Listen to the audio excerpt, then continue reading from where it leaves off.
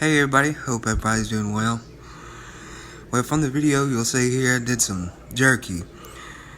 Started off by just soaking it in some water for about 15 minutes, and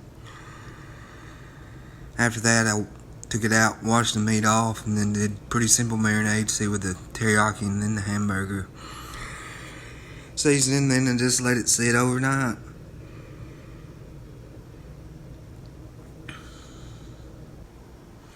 Has a dehydrator there. Pretty good one. Really enjoyed it. After the soak overnight, I take out the meat and then give it a good whacking with the old meat mallet. Hope your neighbors like you by yourself, because it gets loud beating after a while.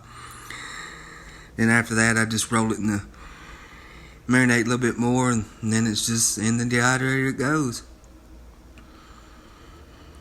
Depending on your thickness and then how many pieces you have, it takes about 4 to 5 hours. And in the cook, I flip the trays, rotate the trays about halfway through the cook. This took about 4 hours, so 2 hours in to get it, and do a quick little change with it, and that's it. And boom, you got jerky. Pretty easy with a dehydrator, not much to it.